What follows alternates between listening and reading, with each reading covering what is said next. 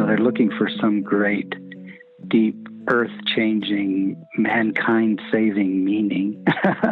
But it may be that the meaning you have as your life is raising your kids, or helping your community right around you where you are. Welcome back to Happiness in Progress. I'm your host, Danielle Craig. I'm an Emmy Award winner, former journalist, mom, wife, and just a person looking for more joy in the everyday. This podcast is brought to you by the Mail Tribune. It's a place to get perspective, peace, and ultimately, more joy. Today's episode is the perfect one to begin the new year with. My guest today is Doug Turner. Doug is an independent coach and career counselor. He's held several positions in HR and has a master's in applied positive psychology. I loved learning about positive psychology during this conversation. We talked about what we can do to take our happiness in our own hands, the 5 things we need to increase our well-being, how to find meaning in our lives, and so much more. One of my favorite parts of this episode is Doug gives us 2 things we can do today to improve our well-being immediately. Let's get to it.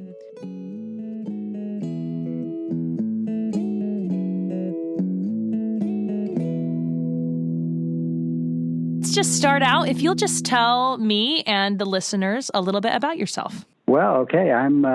My name is Doug Turner, and right now I'm an independent coach and career counselor. I've had senior positions in HR for various companies in my career, and I just love helping people and helping them move forward in a positive way. Mm-hmm. I had the great opportunity to participate in the first inaugural Masters of Applied Positive Psychology program at the University of Pennsylvania a few years ago, and I've always been interested in finding ways to make that worthwhile to people I work with. And I'm so appreciative that one of the ways you're going to make it worthwhile is sharing your knowledge here on the podcast. So that's amazing.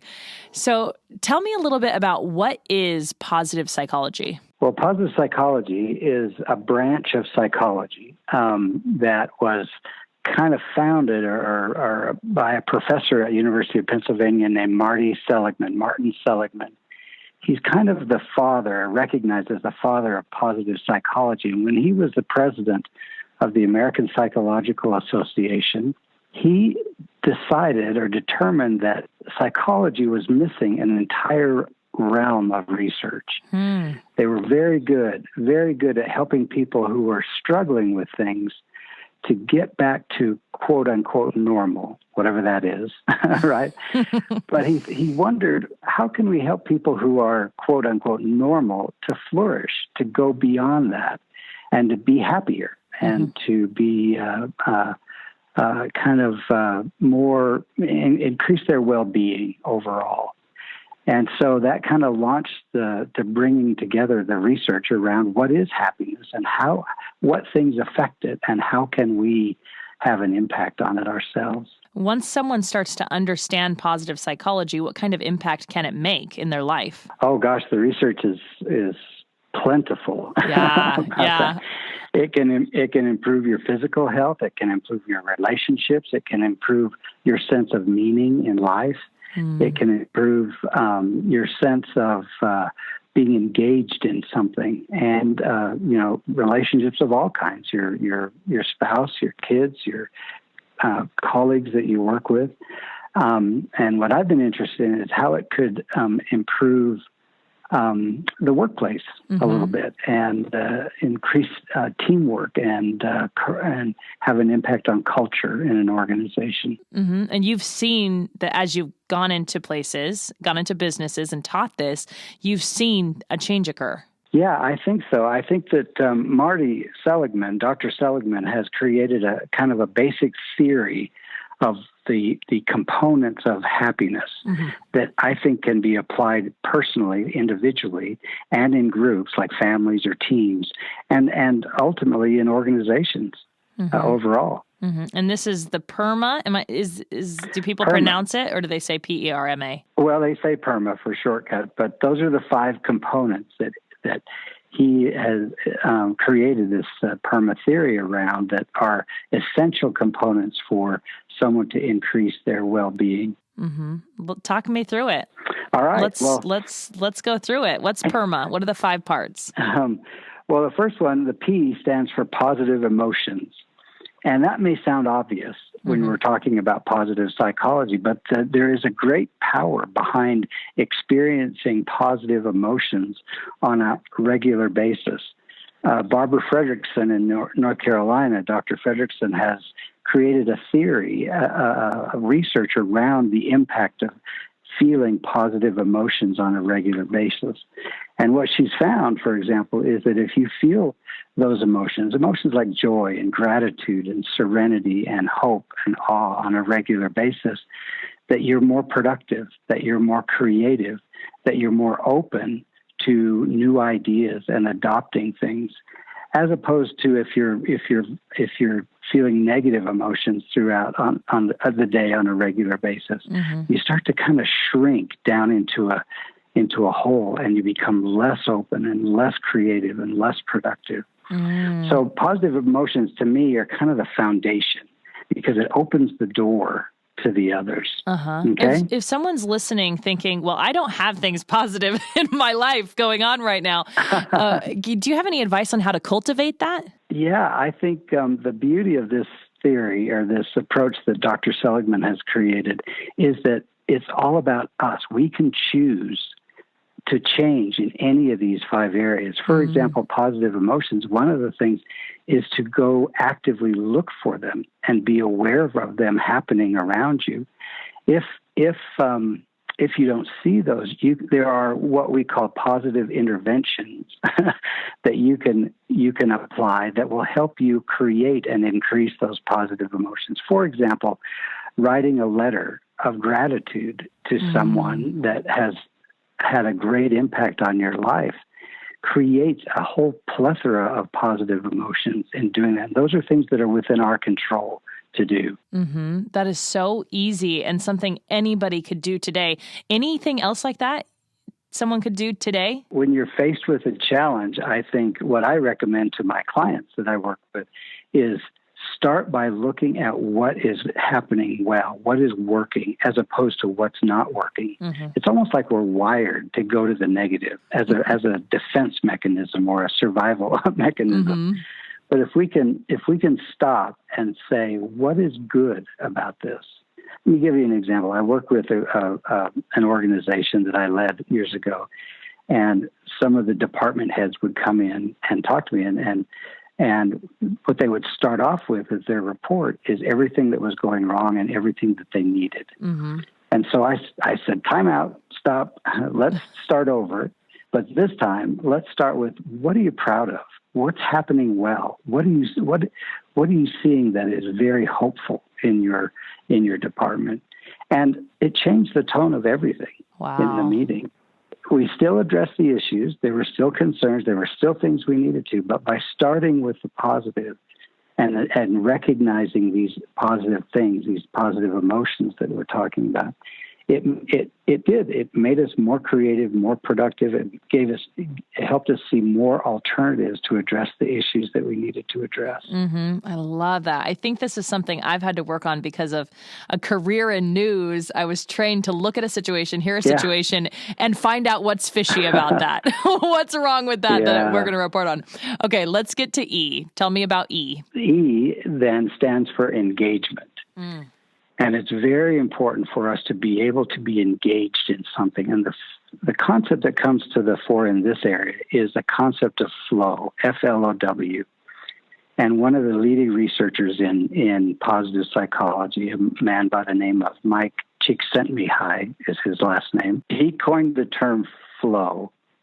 And it's sort of like when you're doing something that you're so engaged in and that your skills and abilities are just perfect for it, that you lose track of time, that athletes call it being in the zone.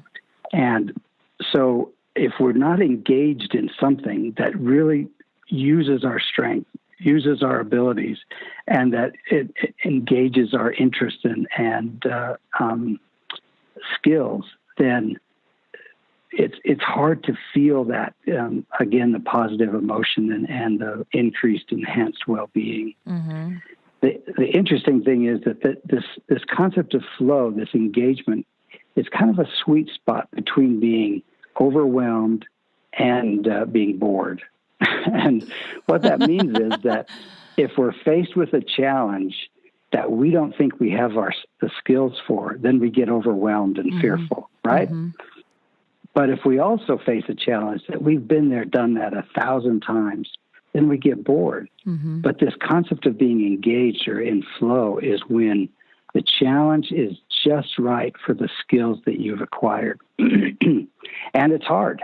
It's not easy. Mm-hmm. But because of our skill level, we feel like we can tackle it. Can this be in any part of life? Maybe not necessarily a job. Maybe if you're stuck in a 9-to-5 or whatever it is, can this be an extracurricular, a hobby, a passion project, something like that? Absolutely. Absolutely. In fact, before we leave the job, many times people can redefine their job.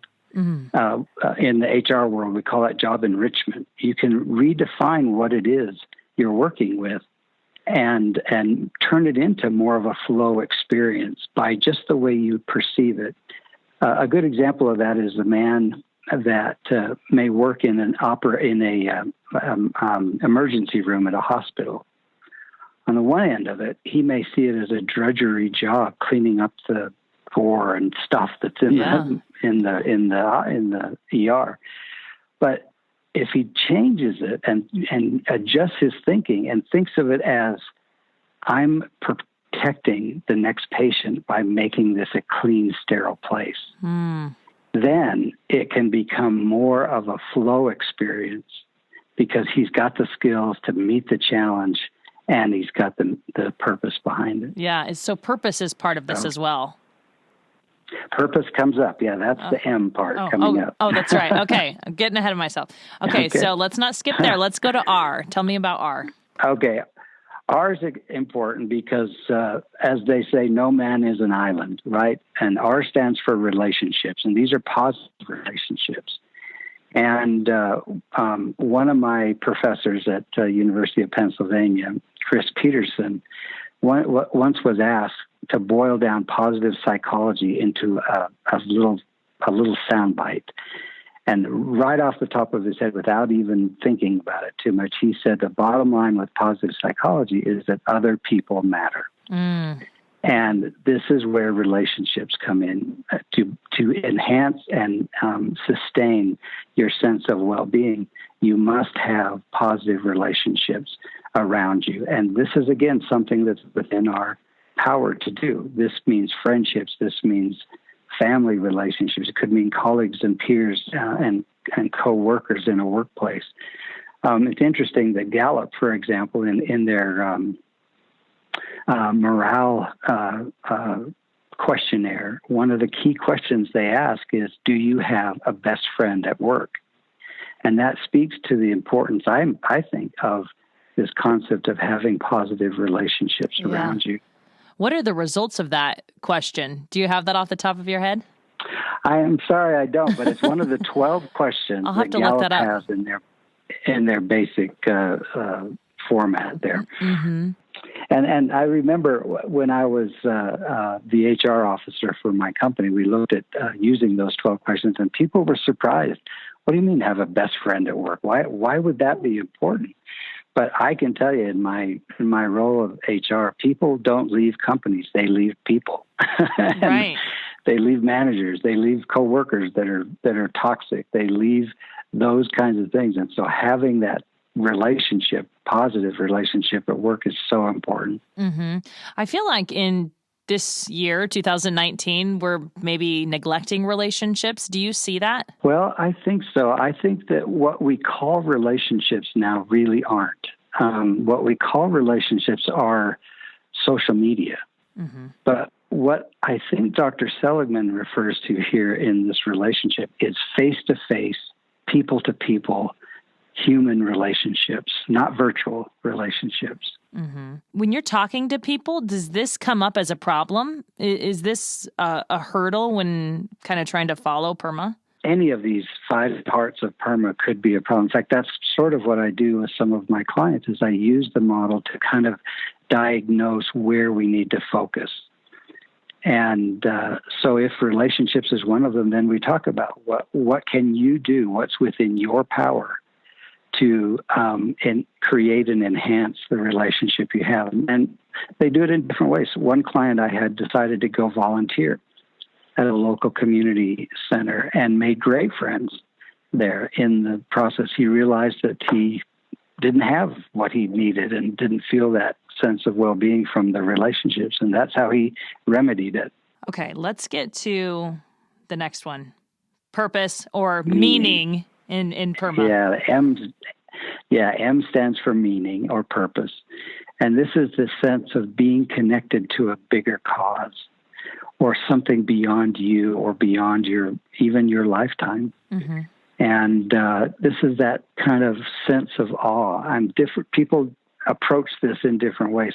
For some people, it's religion. For some people, it's nature. And for some people, like our man in the operating room or the ER, it's redefining the purpose of what they do day to day. Mm-hmm. And it connects them with something bigger than themselves. Mm-hmm. And the obvious strategy to enhance meaning is service. And because relationships are important, service to other people in a very kind of personal way is a wonderful way to enhance your sense of meaning. Because you can see that you're making an impact, even if it's one individual you're making that impact for. Exactly. And it can enhance not just your sense of meaning, but as you interact with these people that you're serving, for example, relationships enhance and you feel the positive emotions. And if you serve enough, you might feel that sense of engagement or flow. Mm. And so any effort in any of these areas enhances the others. Mm-hmm. Mm-hmm. If there is someone listening who maybe isn't religious, so isn't someone who's been brought up with learning that they have meaning and it's bigger than them, et cetera, et cetera. Yeah. What advice would you give them to find that meaning? Is there anything other than service? A question they can ask or somewhere to start? Yeah, I'd get outside and go and go where nature is awesome.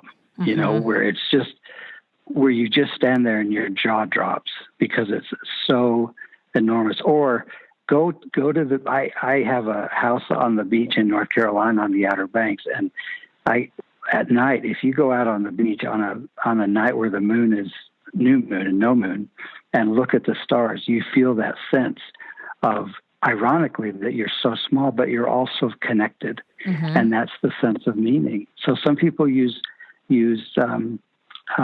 nature to get that sense. Others use things like yoga and meditation and other things to find that sense of meaning. And I love that because I thought the very same thing. Looking up at the stars will kind of give you that meaning. It is amazing to feel so small yet so important in kind of the same breath. That's the irony of it. Mm-hmm. That's the irony of it, isn't it?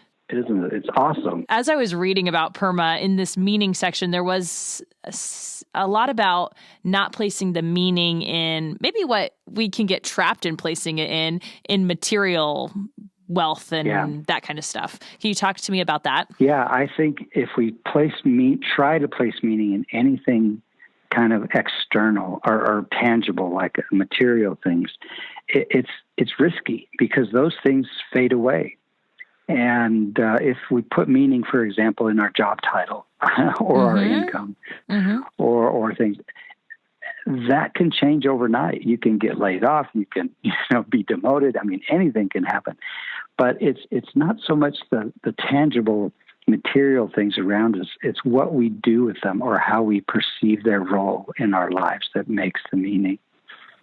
Explain keep it. Explain that to me, how we see their role in our lives. Like money, for example. If we try to create meaning in our lives by the amount of money that we have or control, it's kind of a dead end in terms of meaning. But if we see the money as a means to a greater end, something bigger than ourselves or bigger than our lifetime, like using the money to create a foundation that will outlive us, or something to that effect. It's the role of the thing to the bigger purpose that makes the difference. Mm-hmm. Does that make sense? Yes, it does. I love that. One more quick thing on meaning. The famous book, Man's Search for Meaning, Uh-huh. By Viktor Frankl, I think it was. Remember, his theory was that everything around him and the things that can happen to him don't define his meaning. He defines it by the way he responds to the things that are happening around him. And that's the power of it, because it's within our control. I love that, especially because so often we feel like we're out of control. And sometimes we are out of control in this life. But I love that. Okay. The last one might be my favorite because I feel like it's really the only one I've dialed in my life. So tell me about achievement. Yeah, A is achievement, and that is that we need to, as human beings, the theory here goes, we need to feel a sense of progress, that we are moving on. And if you think about it, that is a natural thing for all humans. Because, for example, if you're learning to play the piano and you learn a basic little song that has 5 notes, after a while you'll get bored with that, and that's not going to do it for you, you know. And so you need to move on to something more challenging and more challenging and more challenging, and that's just the nature of who we are and how we are. And so the sense of achievement that creates a track record that you can look back on and feel that positive emotion. I'm going to say pride, but I don't mean that in the conceited, arrogant way. I mean pride in that we have started at A and we're at B, and now we're moving to C in terms of that achievement. Yeah. So it keeps us on a road of progress in any realm that we work with, and that's essential for this theory of well-being to be to work with us.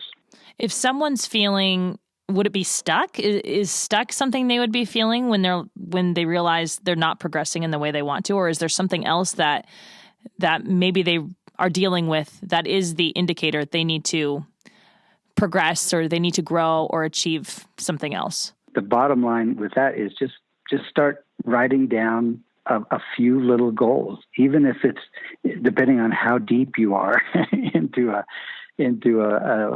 negative place. Maybe your goal is to get out of bed in the morning or get up at a certain time or something. Just start get the momentum going in this sense of progress. And they don't have to be lifelong huge goals. They just little things to get started and then keep moving from there. Oh, I love that you said that. And is easy wins part of this, especially if you're in not a great spot when you're starting this? Those easy wins of getting out of the bed, putting your shoes on, those kinds of things. Does that make a difference? Yeah. Oh, absolutely. I mean, depending on where you are, to some people that may seem inconsequential. It's just sort of what we do, but that's not where everyone is. And one of the things I love about Dr. Seligman's model here is that there's no victimhood in this at all. Yeah. You can make a choice to change any component of this at any time that you want to. And what I do with my clients sometimes is we talk about PERMA like we've talked about it here. And then I just ask them to rate themselves 1 to 5 on each of the things. I'm just kind of a scale on, where do you see yourself now on the P and the E and the R and the M and A? And then I said, well, you rated yourself low on, let's say, A, achievement. What can we do to get started there? Because the nice thing, like I've mentioned before, is that as you make progress in any of these areas, it affects the others. And it creates an upward spiral of well-being. As you work with any of the areas. Yeah. As you're working with people, is there one element that kind of stands out more often than not that people, human beings, just generally speaking, are struggling with? Gosh, that's a tough question because so many things have an impact. For example, if you were promoted at work, for example, and I work with managers who are moving into new and higher or senior more senior management roles, you could be perfectly happy and have great well-being under the PERMA model as an individual contributor. Then all of a sudden you're a manager and everything changes. And all of a sudden you're not sure about relationships, for example. You're not sure about having to give someone negative feedback, or let's call it constructive feedback. And that you may not see that as a positive emotion. Mm-hmm. You're not sure where to engage your time. You're not sure the meaning now of what that role is. And how do you define achievement now as a manager as opposed to an individual contributor? Wow. And so life changes have an impact on this model. Like my wife and I recently relocated from the East Coast to the West. And we moved out here, and all of a sudden, all of our deep friendships were not next door. And that's hard. And to be honest with you, our PERMA, to use the language, took a hit. Yeah. And so we had to decide where we needed to focus some energy to make new friends, to find new things to do, to move forward on each of these areas. So overall, it's a hard thing to kind of decide which one is kind of the most prevalent. But I think the thing that, in my experience, the thing that maybe people struggle with regularly is this meaning, is finding this sense of meaning in their lives. That's a big one. And without that one, it seems like it would be hard to really get in tune with the others. Well, like I said, the one piece of it affects all the others. And I sometimes think people are overthinking it a little bit. They're looking for some great, deep, earth-changing, mankind-saving meaning. Yeah. But it may be that the meaning you have as your life is raising your kids. Yeah. Or helping your community right around you where you are. I was going to ask you to think of the smallest purpose you can to share, just to kind of help everybody at least take the first step if they're not there on their meaning. I was trying to think of something so small that might seem inconsequential. Like I was thinking of, raking leaves. That makes a huge difference because it gets caught in our sewers and then we get the rain and then we flood out and that makes, I don't know, does that count? Yeah. I mean, it's a start. I mean, a lot of people, it's something that you find yourself getting passionate about in the meaning. Some people, think of, taking care of the planet as their meaning. And so they're very careful about recycling and about doing those kinds of things. Other people find their meaning in their families, and other people find their meaning in serving in their church or their religious organization. It's just something that catches you and you start to feel a passion for. For me, what I enjoy most is helping people. I almost feel guilty charging people for. Don't worry, I do. But I just get such anyway, it's a positive thing to me, and it creates some meaning that I've made. Even when I just help someone write their resume, for example, that's such an important thing for folks, and they walk away happy, and it makes me happy too. And now that we've been through all 5 parts of PERMA, it's very easy to see how service fits into this, helping with the positive emotions, the engagement, the relationships, the meaning, and the achievement. Service just seems like such an easy go-to. Yep. It's kind of a go-to thing. That you can do that. But as we think about things to do, it's not necessarily true that we need to find one thing like service that can affect all 5 areas. If we do one thing that affects one of the areas, it will undoubtedly have an impact on the others too. So integrated. For you, what was the change you saw in your personal life before and after you started studying positive psychology? Well, when I found out about the program and went up there and met with Marty, Dr. Seligman, and got into it, something just clicked in my head with it. In some ways, these are concepts that I have known or been taught all my life. Like gratitude is a good thing. We kind of know that, right?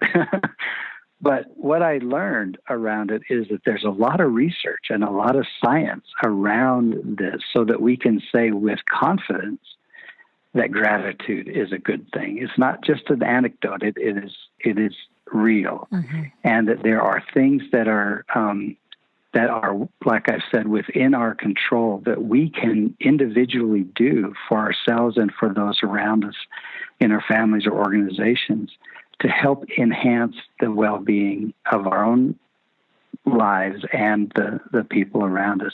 And that's one key that I really latched onto, was that there's no victims here. There's no victimhood allowed, because all of these things are within our control to change. It's empowering. I do like that it's empowering. If for and people that concept of the upward spiral is a great illustration to me, because doing one thing, it helps you have that upward spiral to well-being. Right. For people listening, if there was one thing you would have them do today to start getting this in practice, what would that be? Gosh, well, there are two well-researched interventions, we call them. That sounds kind of psychological, scary talk, right? Intervention. But there are two things that have been well-researched that will almost guarantee an enhanced well-being or flourishing we talk about. One is that gratitude letter that I talked about. And Dr. Seligman has written a book called Flourishing, and it's mentioned in that book but basically what it is think of a person who is living and write them a letter that's about a page, not a tome like 16 pages, but a page and a half, and be specific about why they have had an impact for good on your life. And then don't mail it. Take it to them and read it to them in person. Oh. And then that's the hard part. That's the scary part. But as you do that, then it will have an impact on all of these areas.